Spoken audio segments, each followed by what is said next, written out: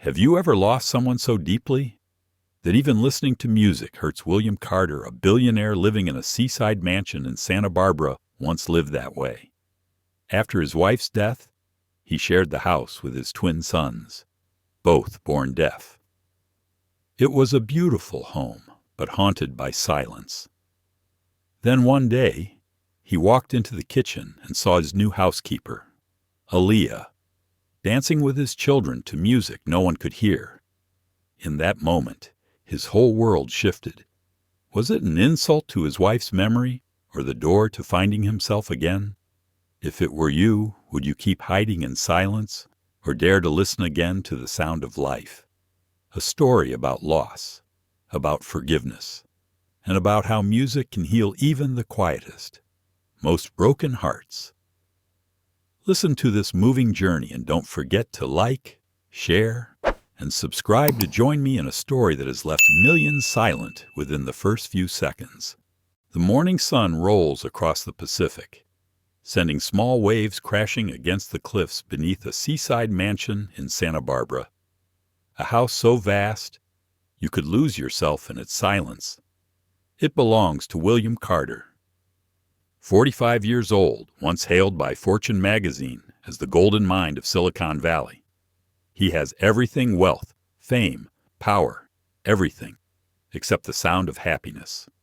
5 years ago, his wife Emily Carter, a pianist, died in a car crash on her way to a concert. Since that day, music has vanished from this house like a curse. Their twin sons, Noah and Eli, were born deaf. They live in a world without sound, while their father lives in a world without feeling. Every morning, William wakes at 6, walks down the cold oak stairs, puts on his suit, drinks his perfectly measured 3 spoons of black coffee, reads his emails, and drives 18 miles to his company. No greetings, no laughter. The housekeepers come and go, afraid of the man whose precision feels almost mechanical. Until that morning. A strange sound drifts up from downstairs. At first, William thinks he's imagining it a faint piano note, then a melody, clear and alive, filling the long hallway. He sets his cup down. His heart skips. Music forbidden here for 5 long years has returned. He walks down the stairs, every step heavy with memory. When he reaches the kitchen, he freezes, bathed in soft morning light. Aaliyah Johnson, the new housekeeper who's been here only 3 weeks, is dancing. Her curls bounce as she turns, her hands painting invisible notes in the air. In front of her, Noah and Eli are smiling bright, innocent smiles William hadn't seen in years. The boys press their hands to the floor, feeling the beat through the vibrations. Aaliyah claps along, mouthing the lyrics. She doesn't know he's watching. For a moment, William can't breathe. He could swear he's seeing Emily again, the same gentleness, the same light, the same music, as if something lost had found its way home. But then discomfort rises inside him. Part of him wants to run. Another part wants to stay and listen forever. When the song ends, Aaliyah turns around. Her eyes meet his, startled, then shy. The air goes still. The twins fall silent, watching their father. William takes a deep breath, his voice low but firm. Who gave permission to play music in this house? Aaliyah swallows, her voice trembling but steady. I'm sorry, Mr. Carter. The boys? I just wanted them to feel joy. They can't hear it, but they can feel it. William looks at his sons. They're holding hands, eyes wide with fear. His chest tightens, but his voice stays cold. Turn it off. Now. Silence falls. Outside, the ocean sighs against the rocks. Aaliyah turns off the speaker. William walks away, up the stairs. But on the 3rd step, he stops. Behind him, Aaliyah's soft voice breaks the quiet. I'm sorry, sir, but sometimes, Even silence needs a little hope. He doesn't answer. His hand grips the railing tighter, afraid that if he turns back, he'll see everything he's tried to forget for 5 years. That morning, the house falls silent again. But somewhere deep inside William Carter's chest, a quiet rhythm begins to stir like a drumbeat under stone. After that morning, William Carter never touched the piano in the living room again. In truth, he hadn't opened its lid once in 5 years. A thin layer of dust covered the ivory keys, silent witnesses to the quiet days spent in that oceanfront mansion. He wasn't angry at Aaliyah. He was afraid that harmless sound might awaken something inside him, something he wasn't ready to face. That night, he sat alone in his study. The desk lamp spilled a tired yellow light across the papers he hadn't read. On the table stood a photo, Emily holding their twin boys when they were 3. She was smiling, hair tousled by the sea breeze, arms wrapped around her sons. William reached out, touched the glass, and whispered to himself, "I did everything I could, but I still couldn't keep you." He remembered the day the call came, the phone ringing in the middle of a meeting, a trembling police voice on the other end. "Sir, your wife's been in an accident on Highway 101. By the time he reached the hospital, it was over. Emily was gone before he could say goodbye." From that day, music became the enemy.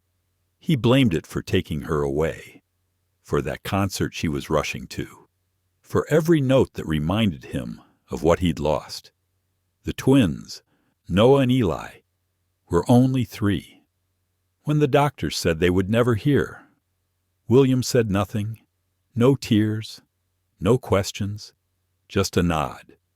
From that moment on, silence was the only thing he could control.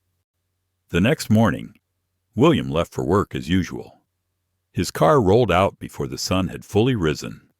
Inside, Aaliyah prepared breakfast for the boys. She still sang not with words, but with gestures, smiles, and gentle rhythm. That evening, when William returned, old Henry, the butler, approached. "Sir, Miss Aaliyah taught the boys some new signs today.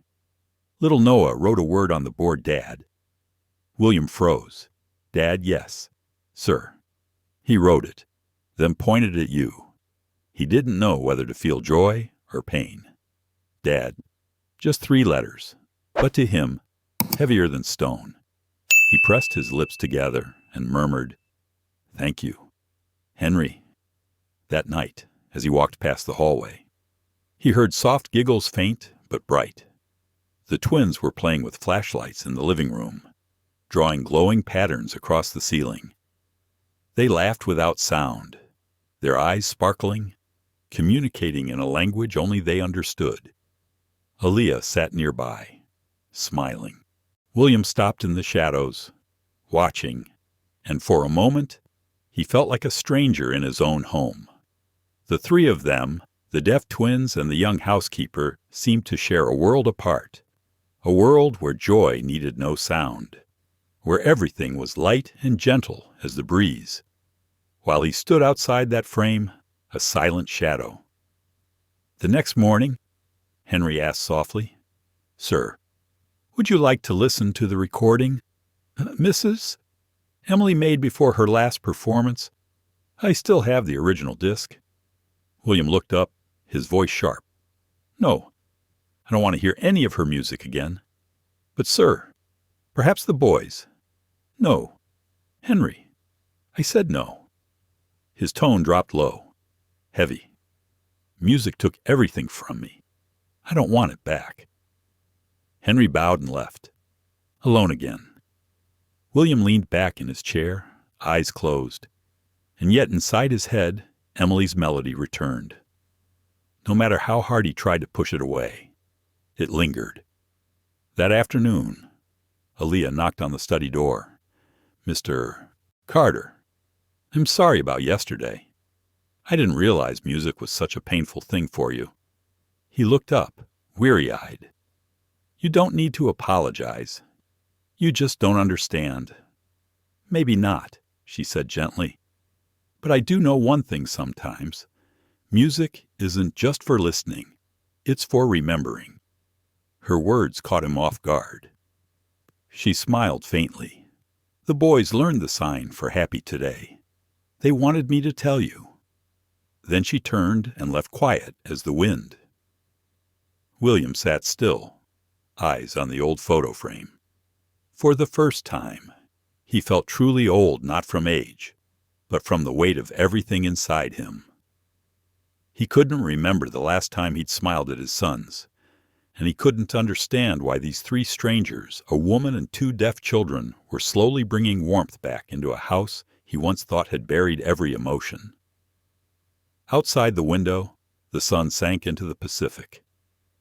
The last rays painted the room gold, and in that moment, William closed his eyes, hearing something faint, like a heartbeat or a whisper carried by the wind. It wasn't music, but it wasn't silence anymore. Aaliyah Johnson arrived in Santa Barbara on a foggy morning thick as smoke. She carried 2 old suitcases, a small portable speaker, and a photo of her mother tucked inside a worn-out music notebook. Before working for the Carters, Aaliyah had studied music therapy at UCLA. But when her mother fell ill, she dropped out to take care of her.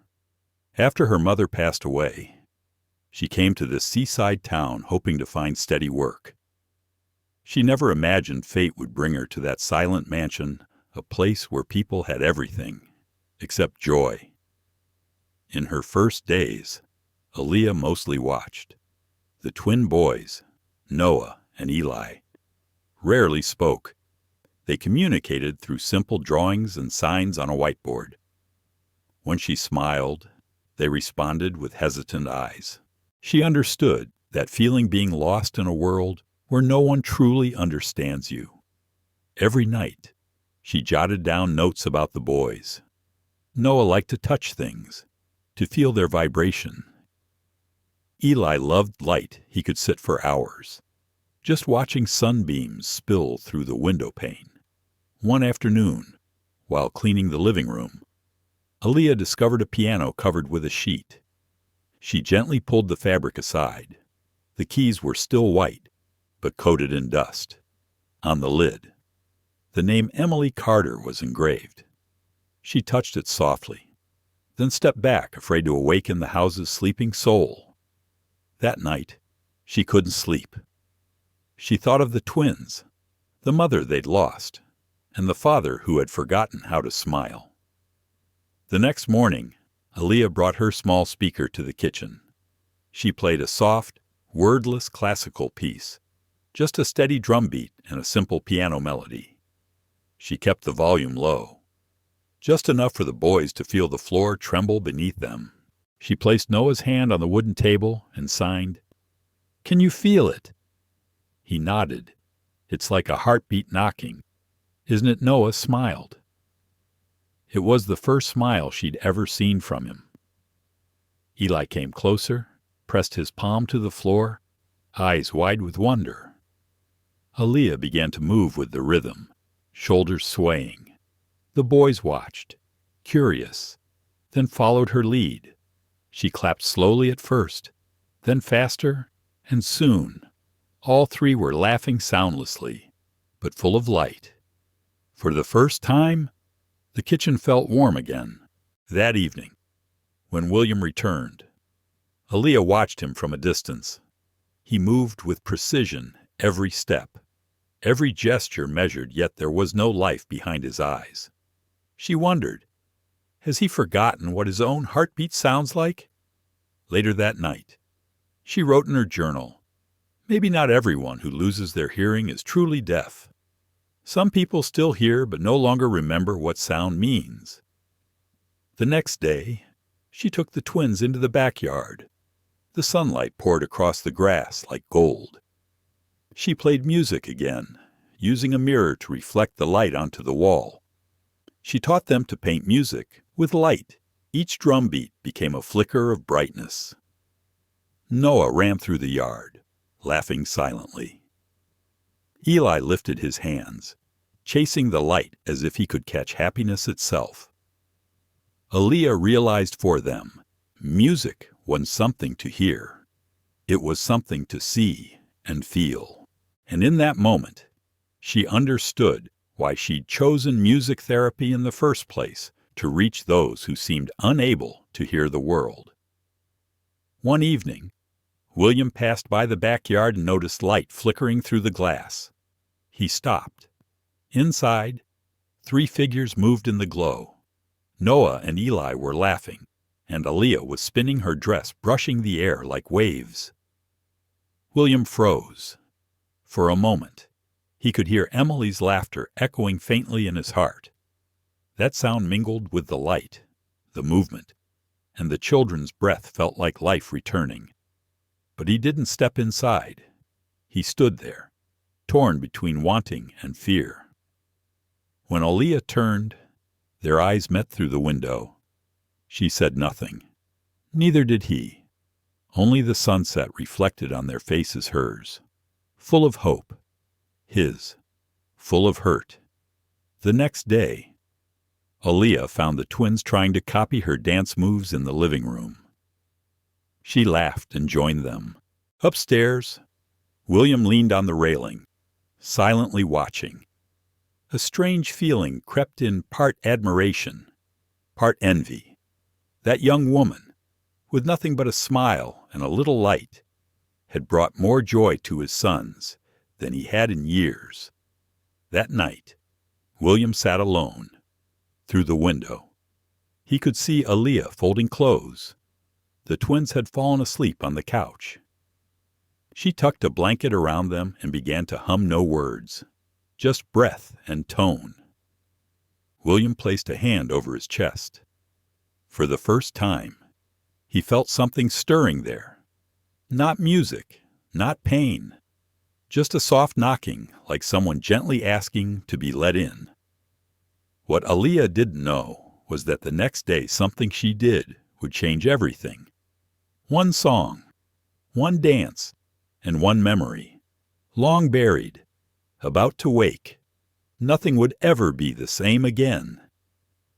That morning, a thin veil of fog settled over Santa Barbara. The air was cold and heavy, as if even the ocean was holding back something unsaid. William left work earlier than usual. He didn't know why, only that he wanted to go home. Since Aaliyah arrived, the house hadn't been completely empty anymore. He wouldn't admit it, but he could feel it, a subtle change. Small, but enough to make his heart ache. As his car stopped at the gate, William heard music coming from inside. Not the somber classical pieces of the past, but a lively modern rhythm, bright, energetic, alive. He quickened his pace, heart pounding. The kitchen was glowing with light. Noah and Eli stood in the middle of the floor, wooden spoons in hand, banging on pots like drums. Aaliyah stood beside them, smiling, keeping rhythm with her hands. The air was filled with laughter. William froze. The scene was too alive, too loud for a man who had lived in silence for so long. Aaliyah hadn't noticed him yet. She clapped her hands, guiding Noah's rhythm as Eli followed along. When she finally turned, William was standing in the doorway. Everything stopped. The music, the laughter, even the air. The boys froze in place. William stepped forward, his voice low and cold. "I told you no music in this house." The air felt stripped of oxygen. Aaliyah drew a slow breath, trying to stay calm. "I'm sorry, Mr. Carter, but I don't think music hurts anyone. Doesn't hurt anyone," he snapped. "Do you have any idea what it's taken from me?" She met his eyes, dark, steady, warm. "I know you lost your wife, and that music reminds you of that pain. But are you sure you're protecting your sons, or just punishing them for something you can't forgive?" William went still. Her words hit like a knife, cutting straight into the place he'd kept buried for years. "You don't know anything about me," he said quietly, his voice trembling. You have no right to say that." "Maybe not," she replied softly. "But I do know this, those boys don't need a silent house. They need a father who knows how to listen, even if it's just with his heart." Noah looked from his father to Aaliyah. Eli squeezed his brother's hand and traced a word in the air with his finger music. William turned away, trying to steady his breath. He wanted to shout, to tell her she didn't understand. But then he saw his sons' faces, the hope in their eyes, a light he hadn't seen since Emily died. He realized he was losing, not to her, but to himself. "Leave," he said quietly, but firmly. "I can't," Aaliyah whispered, tears forming. "Not when I know they're finally coming alive." In a flash of anger, William slammed his hand against the table. A glass shattered. The twins jumped, clinging to each other. Aaliyah stepped back, but didn't look away. "Tell me, Mr. Carter, are you afraid of music, or of the memory of the woman you've never let go?" William froze. The words echoed in his mind like thunder. He turned away, his voice cracking. "Get out!" Aaliyah's tears slipped down, but she said nothing more. She knelt beside the boys, signing softly. "It's okay. Smile for me." Then she left. William stood alone in the kitchen, blood trickling from his hand where the glass had cut him. The music was gone, but in his mind, he could still hear the beat of the wooden spoons, the boys' silent laughter, and Aaliyah's voice. That night, he couldn't sleep. The ocean outside pounded against the cliffs like a racing heartbeat. He stepped out onto the balcony, wind whipping his face. Behind him, the old clock struck midnight. William stared at his bandaged hand, eyes hollow. For the first time, he wondered, was he really living or just existing in the shell of the man he used to be? Then faintly, he heard Emily's voice, soft as breath, echoing from somewhere deep inside. "Music didn't take you from me. It was what made you love me." William shook his head, whispering, "Enough." He turned to go back inside, but as he passed his son's room, a faint light spilled from beneath the door. He pushed it open gently. Inside, the twins sat together, their tablet playing the same song from earlier. Their hands rested on the speaker, eyes closed, smiling. They were listening in their own way. William stood still. A tear fell, the first in years. Quiet, warm, real. He didn't enter. He simply closed the door softly, leaned against the wall, and wept like a child. The next morning, Aaliyah arrived early, working silently as if nothing had happened. When she was about to leave, William appeared at the kitchen door. He looked at her for a long time before speaking, his voice calm, almost fragile. I'm sorry about last night." She shook her head gently. "It's all right. Mr. Carter, everyone carries their own pain." Then she smiled soft as the morning breeze. "But sometimes, pain just needs a song to start healing." William said nothing. Aaliyah turned and walked away. And as the door closed behind her, he realized she was right. Night fell slowly over the Santa Barbara coast. The wind carried the scent of salt, slipping through the window panes and into a house that had long forgotten what warmth felt like. William sat alone in the living room, facing the dust-covered piano. On the table beside him was a glass of wine, untouched. The lamp cast a faint yellow glow, painting tired streaks of light across his face. Since the confrontation with Aaliyah, sleep had eluded him. Every time he closed his eyes, he saw his sons' faces, those eyes, fearful yet pleading, as if asking, "Why do you hate music so much, Dad?" He asked himself the same thing. Why did he despise the very thing that once made Emily so alive? Why had he turned music, their greatest joy, into his sworn enemy? William pressed a hand to his forehead. His thoughts spun. In his mind, Emily's piano returned the piece she used to play every night when the twins were small. She once told him, "Music is the only language that connects souls without words." He had only smiled then. Now, he finally understood. He remembered the last evening before the accident. She stood at the door, smiling, radiant. "I'll be back soon. Read the boys a story for me." "Okay." He was in the middle of a meeting call. Barely looked up, just nodded. The door closed. That was the last time he ever saw her. For 5 years, he'd lived in silence, convinced it was the only way not to hurt. And then Aaliyah came and shattered that silence with a single song. The next morning, William went to work but couldn't focus. Numbers, reports, graphs, all meaningless noise. He left the meeting, walked the corridor, and stopped before a window overlooking the sea. His reflection stared back, a man with empty eyes, surviving every loss, yet no longer knowing who he was. When he returned home, he found Aaliyah teaching the twins how to listen to rain. She had placed a metal bowl outside, letting each raindrop fall into it, creating rhythm. Noah giggled. Eli clapped in time with the falling drops. Aaliyah signed softly. "This, too, is music from the sky." William watched from the shadowed hallway. For a long time, he didn't move. Something inside him began to ease. She wasn't just bringing sound back into his house. She was teaching his children how to feel the world in their own way. Aaliyah turned and saw him.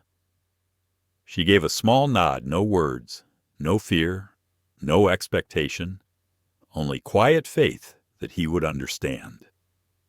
That night, William unlocked the music room, a room sealed for 5 years. Soft light spilled through the window. On the desk lay Emily's old music notebook, pages yellowed, handwriting neat and gentle. He touched the cover, hands trembling. As he opened it, a small folded note fell out. Emily's handwriting. "If one day I'm no longer here, let music hold you and our children for me." William dropped to his knees. Tears splashed onto the paper, blurring the ink. He stayed there until dawn. When the first sunlight brushed the piano keys, he reached out one note, then another. The sound was soft, trembling like a heartbeat returning to life. The house awoke to that sound. Noah opened his door, pulling Eli along. They stood at the top of the stairs, eyes wide. Their father was playing. Aaliyah appeared from the kitchen, froze halfway down the steps. She didn't speak. She just listened. William stopped, lifting his head.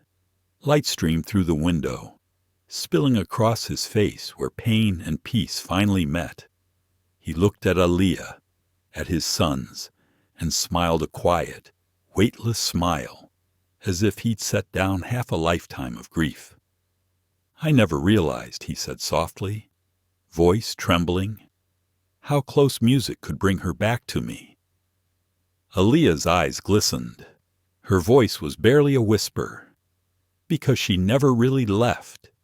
Mr. Carter." That afternoon, William took his sons to the beach. For the first time in years, he let them run free across the sand, let the sea wind tangle their hair, and their laughter rise in silence. He couldn't hear it, but when he saw their faces, he knew they were happy. Aaliyah walked behind them, carrying her small speaker. She played a gentle song, its rhythm steady as a heartbeat. William turned to her, and this time, he didn't stop her. He just nodded, a silent yes. The three of them, the twins and the young woman, danced barefoot in the wet sand. as the waves kissed their feet. William watched, a surge of emotion swelling in his chest, something too vast to name. For the first time, he understood music had never taken Emily away. It was her gift, a language meant to lead him home to love, to life, to his sons. As the sun sank into the Pacific, Aaliyah walked beside him. Her voice was soft, almost carried off by the breeze. "How do you feel now?" William looked out at the horizon, a faint smile on his lips. "I think," he said quietly, "I'm starting to hear again." Rain poured down over Santa Barbara. Thunder split the sky, lightning flashing across the cliffs that held the Carter estate. Each raindrop struck the glass windows like a rhythm chaotic, aching, yet alive. William stood in the music room, staring at the piano now wiped clean. Since the night he'd found Emily's letter, he had barely left this room. Each evening he sat by the piano, touching the keys as if speaking to the woman he'd lost. But tonight was different. When he opened an old drawer beneath the instrument, something small fell out, a silver USB drive. Engraved on it were the words, "For William, only if you're ready." His hands trembled.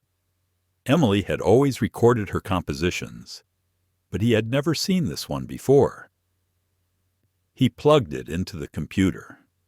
The screen lit up. There was only one file, the last performance for him. His heart pounded. He pressed play. Soft piano filled the room, joined by a fragile violin. Then Emily's voice, clear, trembling, alive. "If you're listening to this, it means I'm no longer there. William, I never blamed you. That night, I knew you were busy. I understood. But there's something you should know." William looked up, breath catching in his chest. Her voice wavered, fragile but steady. "That concert wasn't for me. I planned to cancel, but I got a call from the hospital. They said there was a little boy, deaf since birth, about to get surgery. His family couldn't afford it. I took the concert to help raise the money. I didn't tell you I knew you'd try to stop me. I just wanted music to save someone." William froze. His throat burned. Every word pierced through years of hardened grief. "If there's one thing I feared," Emily's voice continued, breaking slightly, "it was knowing you'd carry the guilt. William, don't turn music into hate. It was the most beautiful part of us." The music swelled, piano and violin melting together, notes falling like rain. The screen faded to black, leaving only one final line. "Love doesn't die, it changes shape." William broke. No sobs, just ragged breath. He buried his face in his hands, tears spilling onto the keys. Everything collapsed inside him. For 5 years, he had cursed music, blamed fate while the woman he loved had died out of kindness. He had punished her memory, turned their home into a grave for love.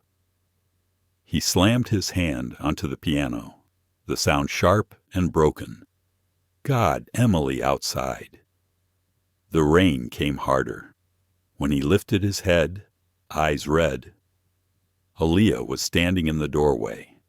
She said nothing, just stepped closer and rested a hand on his shoulder. "She knew she might not come back," William whispered, voice shaking. "She still went for someone else. And I hated what she loved most." Aaliyah stayed quiet. Then gently, she moved his trembling hand from the keys and placed hers on top. "Music never betrays anyone. Mr. Carter," she said softly, "it only waits for us to be brave enough to listen again." William's tears blurred his vision. "I've lived blind," he murmured. "Made my sons grow up in silence because I couldn't forgive myself." "Forgiveness doesn't mean forgetting," Aaliyah replied, her voice trembling but sure. "It means accepting that the past is gone and learning to love again, in a different shape. Morning broke clear and golden. William walked down to the kitchen, his eyes still red, but calm. The twins sat drawing at the table. When they saw him, Noah held up a picture of a man, a woman, and 2 children holding hands by the sea. Beneath it, shaky letters spelled one word, family. William knelt and pulled them into his arms. Eli pressed a small hand against his father's chest, feeling the heartbeat, and smiled. Aaliyah stood nearby, eyes glistening. William looked up at her, voice low but warm. "Thank you, Aaliyah. Because of you, I can finally hear myself again." She smiled. "It wasn't me, Mr. Carter. It was Emily and you, for letting her back in." That night, the house glowed with candlelight. William sat by the piano once more. On the music stand lay the last performance. But this time, he didn't play alone. Aaliyah sat beside him, her hands keeping a gentle rhythm on the drum. The twins lay their palms on the floor, feeling each vibration. As the melody swelled, William lifted his gaze, and for a heartbeat, he saw Emily smiling in the glow, soft, peaceful, as if to say, "You've come home." The final note lingered. No one moved. No one spoke. Only warmth remained in the air, the quiet breath of forgiveness. Outside, the ocean whispered against the cliffs. William looked at his sleeping sons beside Aaliyah, and for the first time in years, felt whole. He whispered, almost to himself, "Emily, I won't let the music die again." Morning in Santa Barbara bloomed bright after the night's rain. Sunlight poured across the glass walls of the cliffside mansion, scattering reflections like shards of crystal. The air smelled of sea salt and roasted coffee clean, alive. In the kitchen, Aaliyah was making breakfast. The clatter of the knife against the board, the soft hiss of boiling water together, they formed a gentle symphony of everyday life. William walked in, holding a porcelain cup. He looked around. Everything was familiar, yet somehow different. The house no longer felt heavy. It breathed again. He paused, watching the twins at the table. Noah tried stirring his milk and spilled it everywhere. Eli laughed silently, light spreading across his face. Their laughter didn't make a sound, but it filled the room like sunlight. William laughed too, a deep, unguarded sound. For the first time in years, it was real. Aaliyah turned, surprised.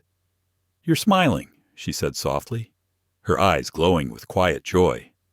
"Maybe it's time," William replied, his voice gentle as mist. She handed him a towel. Together, they wiped the spilled milk. No words were needed, just a glance, full of gratitude, trust, and something tender beginning to grow. That afternoon, Aaliyah had an idea. "Mr.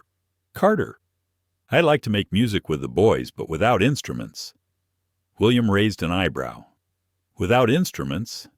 "Yes." She smiled. "Just this kitchen." She spread a cloth on the floor and arranged everyday things around it. Spoons, pans, wooden boxes, glass cups. The twins' eyes lit up. Aaliyah signed, "Everything makes a sound. Let's make music together." William stood at the doorway, watching. Noah tapped a spoon on a pan. Eli struck a glass with a fork. Aaliyah clapped in rhythm. Each sound was imperfect but honest.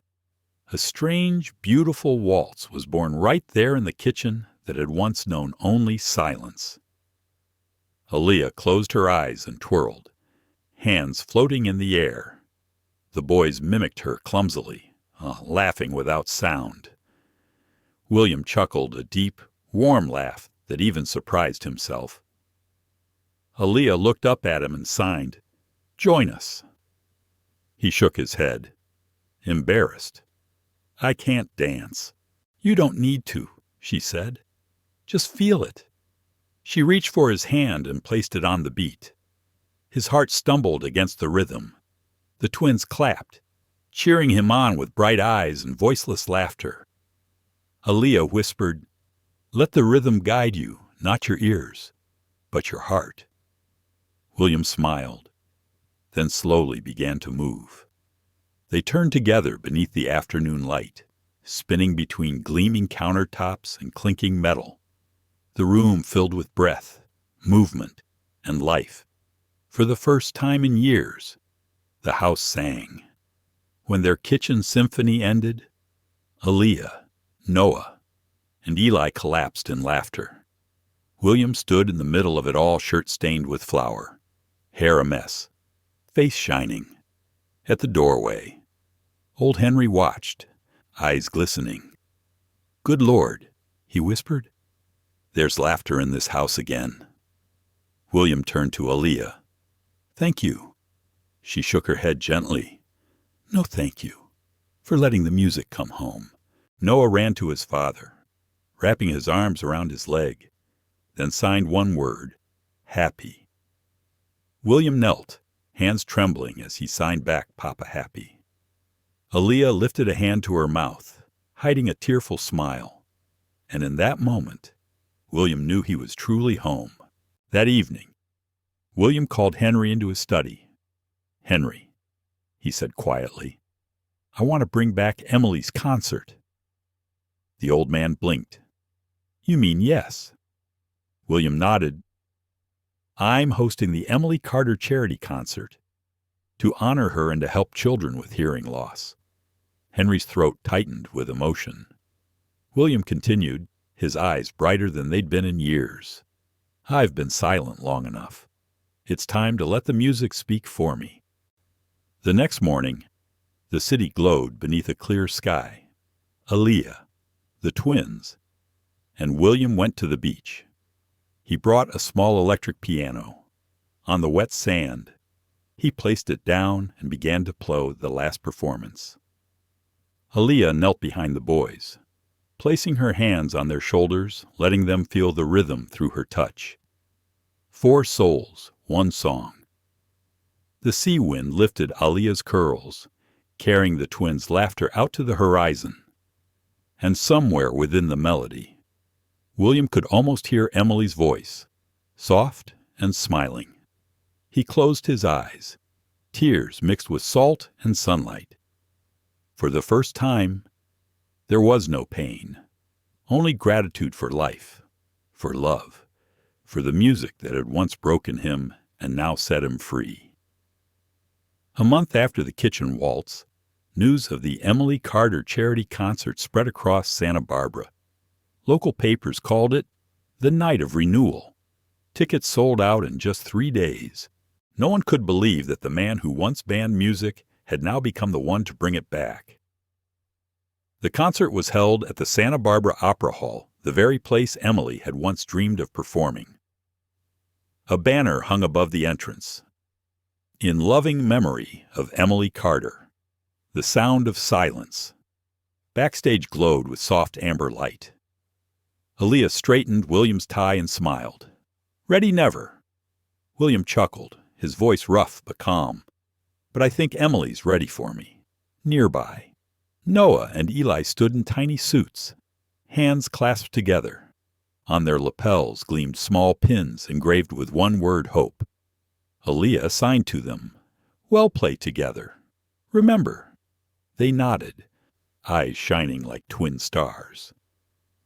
William looked at them, at Aaliyah, at his sons, and for a moment, in the warm light, he could almost see Emily standing among them, smiling in her white dress, nodding gently. When the stage lights rose, the hall fell utterly silent. The air itself seemed to hold its breath. William stepped forward, stopping before the grand piano center stage. He bowed. Before him sat hundreds of people, yet he didn't see them. He saw only Emily and his boys. He spoke, his voice low, trembling.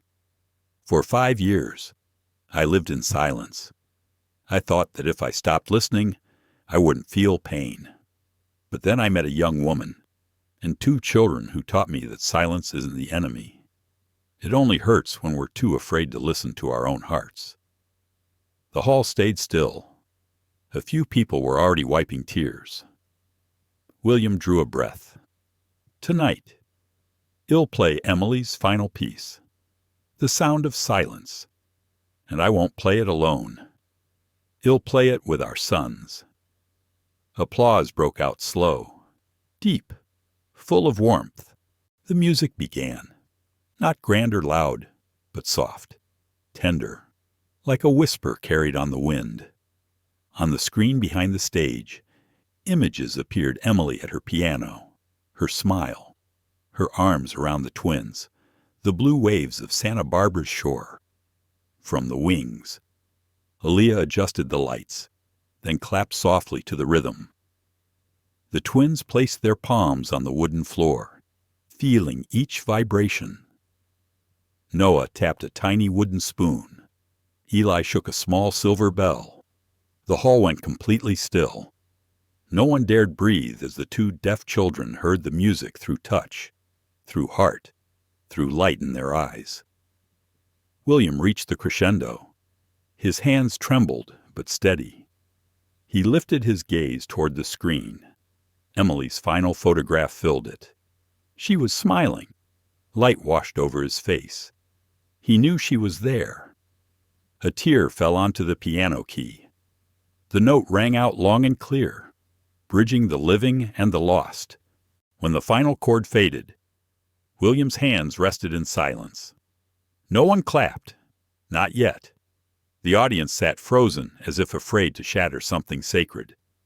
Then, a single pair of hands began to applaud. Then another. Then the entire hall rising, thundering, unstoppable. William stood and turned, pulling his sons into his arms. Aaliyah stepped onto the stage, tears streaming down her cheeks. William took the microphone, voice barely above a whisper. Emily taught me that music never disappears. It just waits for a heart brave enough to hear it again. And tonight, I believe she's listening with us.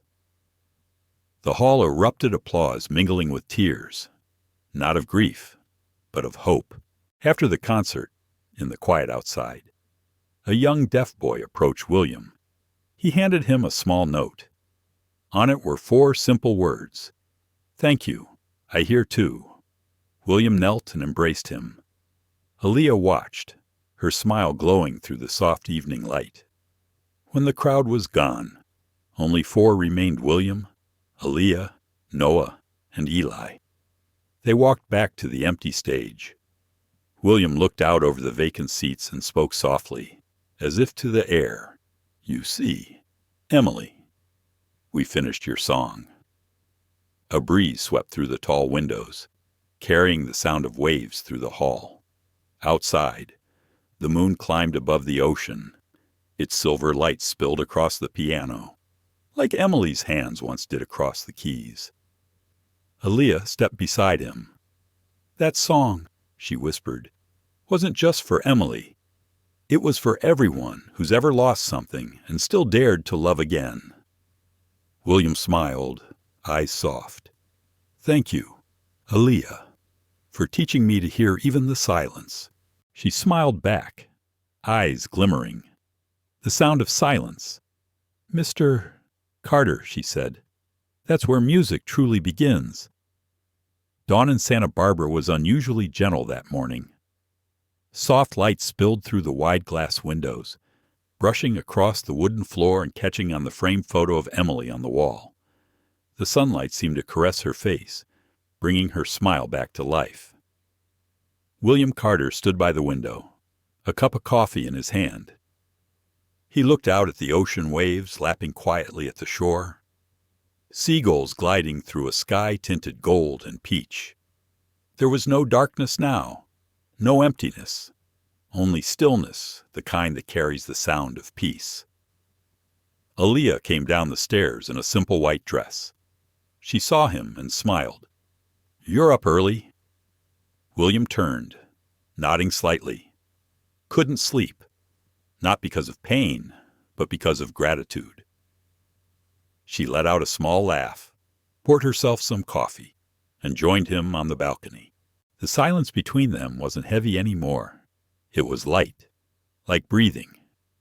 "Last night was incredible," Aaliyah said softly, her gaze distant. "I've never seen a concert hall that quiet, everyone just listening." "They weren't listening with their ears," William said, voice calm. "They were listening with their hearts like my boys do." He looked down at the yard below. Noah and Eli were chasing each other, laughing with their eyes. Aaliyah smiled, watching them. "They're so much like Emily," she whispered. "They carry that kind of light that makes other people want to live better." William didn't reply. A breeze passed through the open window.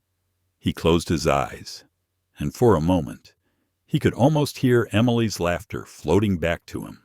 That morning, the four of them made breakfast together. The kitchen, once a battlefield of silence, now overflowed with life laughter. Clinking dishes, spoons tapping glass, pancakes sizzling on the pan. Eli tried to flip a pancake, and batter splattered everywhere. Aaliyah burst out laughing.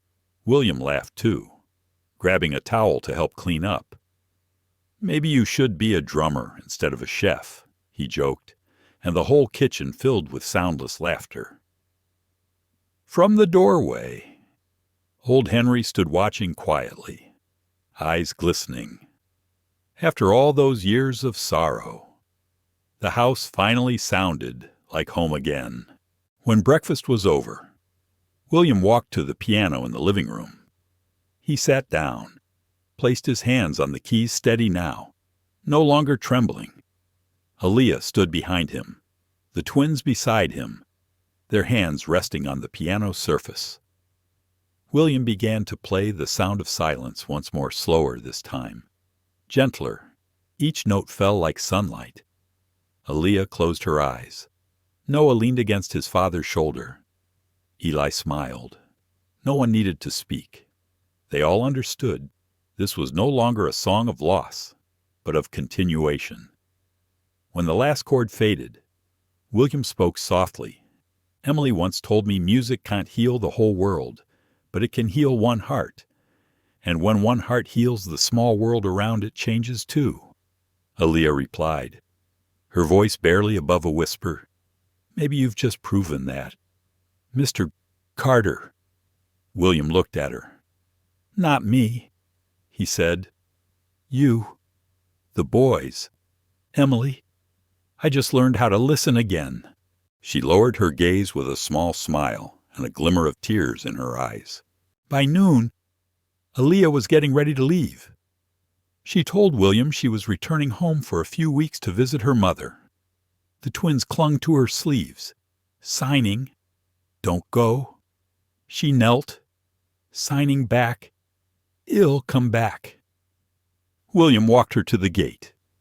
In that quiet moment, he said just one simple thing, a sentence carrying everything he couldn't say before thank you. "Aaliyah, for bringing sound back into my home." She looked at him, smiling gently. "I didn't bring it, Mr. Carter. The sound was always here inside you. I just opened the door."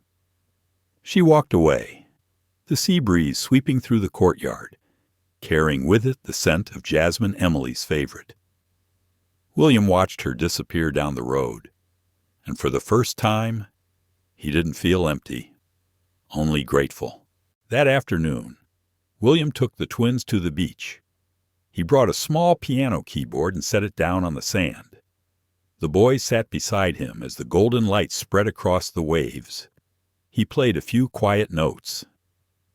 The twins touched the sand, feeling each vibration through the grains. Noah wrote a word in the sand, love. Eli added beside it, "Never dies." William smiled at the words. The wind lifted his hair and carried a voice soft, familiar, tender, Emily's voice, whispering through the sea breeze. "You did it. William? He closed his eyes, drew a long breath, and smiled through his tears. That morning, the world had learned to sing again, and in its song, he heard everything he had ever lost and finally found. The story: Billionaire catches Maid dancing with his deaf twins. What they did next in the kitchen shocked him is not just a film about music and love, it's a gentle reminder of how we face loss and how we find our voice again. William Carter once believed that silence was the only way to hold on to his wife's memory. But that very silence slowly distanced him from his children and from himself. It wasn't until Aaliyah appeared with the invisible music of her kindness that he realized music, love, and hope never truly disappear. They simply change shape to keep living inside us. For anyone who's ever known loss, this story whispers a simple but profound truth. Healing doesn't come from forgetting. It comes from remembering. With love instead of fear. Life, despite all its pain, always holds a tender melody waiting to be heard. If we dare to open our hearts, dawn will sing again, just as William found light within the home that once held only shadows. Thank you for spending your time with this story. If it made you cry, smile, or simply recognize a part of yourself, then its purpose is fulfilled. Like, share, and subscribe to help us bring more stories that touch the heart stories of love, loss, and the quiet beauty still living inside us all. Because sometimes, just one story is enough to make a heart sing again.